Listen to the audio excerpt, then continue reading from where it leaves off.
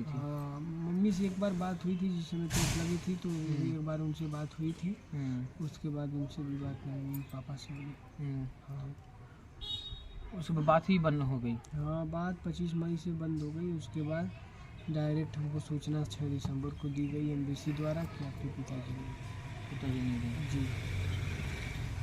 तो आपने देखा कि इनका साफ तौर से कहना है कि जो भी वहाँ के लोग नागरिक भारतीय फंसे हैं रूस में, उनको सरकार अपने किसी तरह वापस मंगाए और जो हमारे साथ घटना हुई है उसका मुआवजा और आर्थिक कुछ मदद किया जाए। आप देख सकते हैं, हम कन्हैया यादव जी का घर दिखाएंगे तस्वीरों में, यही उनका घर है और परिवार की आर्थिक स्थिति कमज़ोर होने की वजह से वो रूस में चले गए थे कमाने के और रोजी रोटी के चक्कर में। और जो एजेंट के द्वारा उनको ले जाया जाता है, उनको ये बता के ले जाया जाता है कि आपको कुकिंग का काम करना है, सिक्योरिटी काम करना है, लेकिन वहाँ रूसी सेना द्वारा उनको ज़बरदस्ती, इन परिवार द्वारा बताया जा रहा है कि ज़बरदस्ती मारपीट की उनको इसमें रूसी आर्मी में भर्ती कराया जाता है और उनको लड़ाई पे ले जाया जाता है और यूक्रेन और रूस के बीच के बॉर्डर पे उनको लड़ाया जाता है। और जहाँ पर इनके मई में लगभग बताया जा रहा है कि मई में उनका गोली लग जाती है, उसके बाद इलाज चलता है, फिर बड़े अस्पताल में ले जाए, फिर उनका परिवार से बात करना ही बंद कर दिया जाता है। और परिवार को फिर आखिरी में सूचना मिलती है 6 दिसंबर को सूचना मिलती है कि आपके पिताजी नहीं रहे।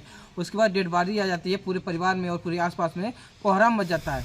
अब इसमें परिवार का ये मांग है कि हमारी जो साथ घटना घटी है, ऐसी घटना किसी के साथ ना घटे और इनके साथ में उनके माता जी क्या वजह थी, हम उनसे बात करेंगे परिवार वाले से और हमारे साथ मौजूद इनके लड़कियों से बात करेंगे।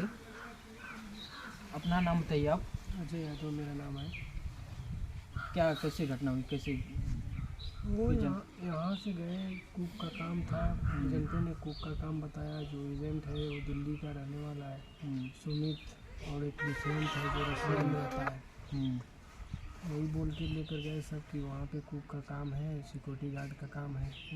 कब वो गए थे? लगभग 16 जनवरी को यहाँ से गए, 17 को वहाँ रूस पहुँच गए। उसके बाद वहाँ पे उन लोगों का एग्रीमेंट साइन करवाए सब। वो रशियन लैंग्वेज में लिखा था, क्या लिखा था अब वही जानेंगे। उसके बाद इन लोगों को रूसी आर्मी में भर्ती कर दिए सब। इन लोगों का 25 अप्रैल तक ट्रेनिंग चला।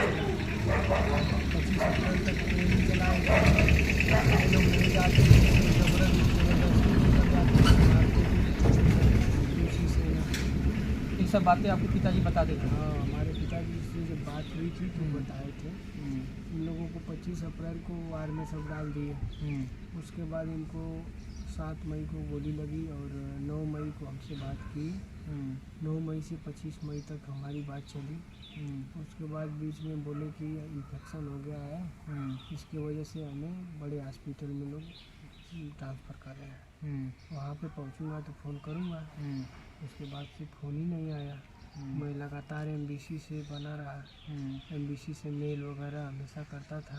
विदेश मंत्रालय में भी हम लोग अपना जो वहाँ एक नेता के माध्यम से दिल्ली में उनके माध्यम से एक एप्लीकेशन डाल रखा है, कोई सूचना नहीं मिली। 6 दिसंबर को हमें सूचना मिली कि आपके पिताजी नहीं रहे एमबीसी द्वारा जी, और 23 को बॉडी आई है। तो क्या आपके पिताजी के साथ जो भी गए थे सभी लोग आ गए कि उन्हें कुछ पता चला? नहीं, कोई नहीं। अभी वहाँ पे 8 लोग फंसे हुए हैं। अभी हमारे मामा हैं विनोद यादव, वो भी वहीं फंसे हुए हैं। साथ में उनके और लोग हैं, वो भी लोग फंसे हुए हैं। उन लोगों का भी कुछ पता नहीं चल रहा। वो भी लोग 25 अप्रैल से ही सभी की बात हो रही है। उसके बाद परिवार द्वारा बात करने का प्रयास किया जाए, कोई बातचीत नहीं हो पा रही है? नहीं, फ़ोन उन लोगों का वो सब रख लिए अपने पास। तो आप लोगों ने फिर नहीं बात की सरकार से? सरकार से हम लोग बात किए, क्या उस सरकार भी जो जाता है, धर्मेंद्र सांसद जो हमारे आजमगढ़ के हैं, उनके पास हम लोग लिस्ट भेजे थे। उस लिस्ट के माध्यम से वो सदन में बोले भी थे इस पे सरकार कोई काम नहीं कर रही है तो क्या कर सकते हैं। वो तो मान लीजिए आवाज़ उठाए, फिर भी सरकार कुछ कर नहीं रही है। तो बीच में मोदी जी भी गए थे? मोदी जी की जाने, मान लीजिए यूक्रेन में जितने फंसे हुए थे विद्यार्थी, वो तो एक ही प्लेन से सभी लोगों को बुलवा लिया गया। और ये जो इंडियन रूस में फंसे हैं, जो इन लोगों को भी तो एक प्लेन से सभी लोगों को वहाँ से बुलवा लेना चाहिए मोदी जी को। केवल जाते हैं अपने काम से जाते हैं, तो वहाँ पे एक बार बात को वहाँ रख दिए तो कुछ आए बंदे। और अभी फंसे हुए हैं, तो जो फंसे हुए हैं वहाँ रणधीर जायसवाल जो हैं प्रवक्ता यहाँ के विदेश मंत्रालय के, उन्होंने एक बयान में बताया था कि 85 भारतीयों की भारत वापसी हुई है। अभी 20 ऐसे वहाँ फंसे हुए हैं, तो उन लोगों को भी तो बुलवाना चाहिए। जी। तो अभी आपके मामा के जो परिवार वाले हैं प्रयास करते हैं, आपके लगभग कई लोग भी गए उनके साथ शिफ्ट में। हम ही लोग हैं, हम ही लोग उनका भी देखते हैं। यहाँ हम जाते हैं तो उनकी भी फाइल हम ही लेकर जाते अच्छा, हैं। जी। आप ही सब देख रहे हैं उनका? हाँ, उनके लड़के छोटे हैं सब। अच्छा, जी। तो आपके पिताजी के साथ ही सब गए थे? हाँ, हमारे पापा के साथ ही गए थे, मामा भी और लोग भी गए थे। जी। तो ये एजेंट जो दिल्ली में आप बता रहे हैं वो उन्हीं के माध्यम से गए थे? हाँ, दिल्ली में जो एजेंट है सुमित और दुष्यंत, उसी के माध्यम से गए थे। जी। वो सब ले गए थे कुक और सिक्योरिटी के नाम पे? हाँ, कुक और सिक्योरिटी के नाम पर। क्या उन लोगों से फिर आप दोबारा संपर्क नहीं हुआ? नहीं, वो सब जब तक इन लोगों से बात हुई वो तब तक वो भी बात करते थे। उसके बाद जब बात बंद हो गई इन लोगों से तो वो भी अपना फ़ोन बंद करके भाग गए सब। पैसा वगैरह जो वहाँ एटीएम इन लोगों का खुलवाया गया था वही सब पैसा निकाल रहे हैं, सैलरी का जितना पैसा था सभी पैसा वही एजेंट निकाल रहे हैं पूरा। हाँ, एटीएम उन्हीं के पास है, वही वहाँ जो रूस में एटीएम निकला था वो दुष्यंत के पास और सुमित के पास है। वो जाता है अपना पैसा निकालता है। तो क्या मांग आप लोग करना चाहेंगे?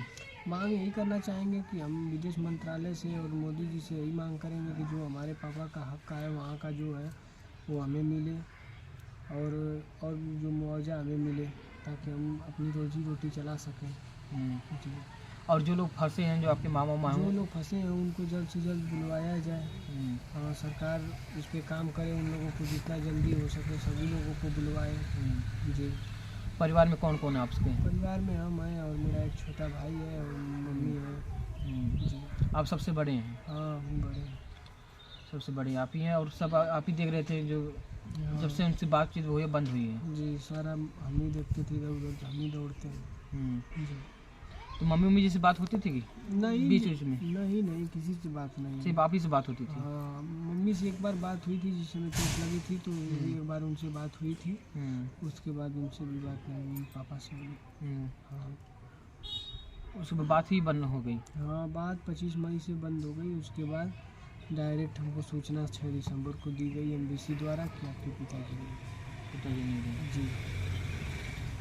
तो आपने देखा कि इनका साफ तौर से कहना है कि जो भी वहाँ के लोग नागरिक भारतीय फंसे हैं रूस में उनको सरकार अपने किसी तरह वापस मंगाए और जो हमारे साथ घटना हुई है उसका मुआवजा और आर्थिक कुछ मदद किया जाए। आप देख सकते हैं हम कन्हैया यादव जी का घर दिखाएंगे तस्वीरों में, यही उनका घर है और परिवार की आर्थिक स्थिति कमज़ोर होने की वजह से वो रूस में चले गए थे कमाने के और रोजी रोटी के चक्कर में। और जो एजेंट के द्वारा उनको ले जाया जाता है उनको ये बता के ले जाया जाता है कि आपको कुकिंग का काम करना है, सिक्योरिटी काम करना है, लेकिन वहाँ रूसी सेना द्वारा उनको ज़बरदस्ती परिवार द्वारा बताया जा रहा है कि ज़बरदस्ती मारपीट के उनको इसमें रूसी आर्मी में भर्ती कराया जाता है, उनको लड़ाई पे ले जाया जाता है और यूक्रेन और रूस के बीच के बॉर्डर पे उनको लड़ाया जाता है। और जहाँ पर इनके मई में लगभग बताया जा रहा है कि मई में उनका गोली लग जाती है, उसके बाद इलाज चलता है, फिर बड़े अस्पताल में ले जाते, फिर उनका परिवार से बात करना ही बंद कर दिया जाता है।